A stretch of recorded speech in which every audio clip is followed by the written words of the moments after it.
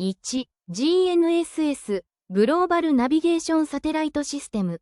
GNSS、全球測位衛星システム。GPS、アメリカ。グロナス、ロシア。ガリレオ、欧州。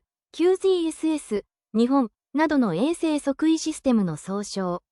最低4機以上の人工衛星の信号を受信して機体の位置を特定する。安定飛行のためには、より多くの衛星からの信号受信が望ましい。2、GNSS と RTK の精度。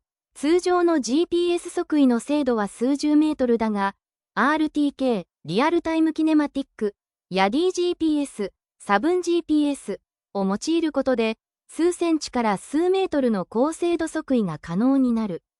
3、GNSS を使用した飛行の注意点。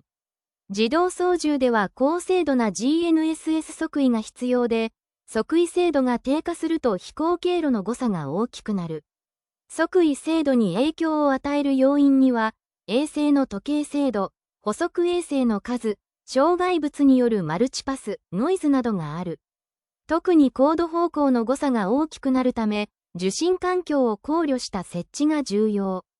GNSS に関する内容として、最も適切なものを選びなさい。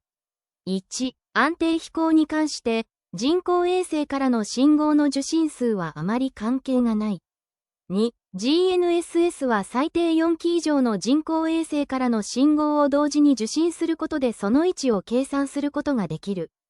3、自動操縦では手動操縦よりも少ない人工衛星からの信号で正確な飛行経路を維持できる。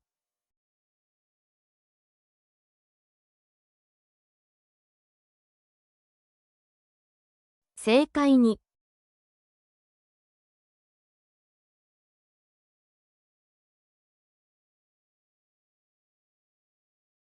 GNSS の測位精度や受信に関する事項として、最も不適切なものを選びなさい。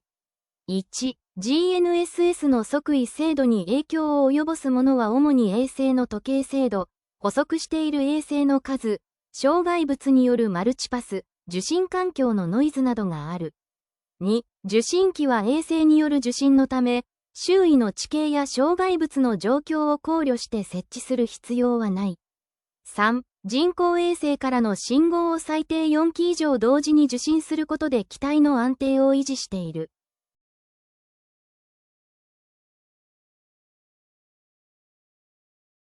正解に。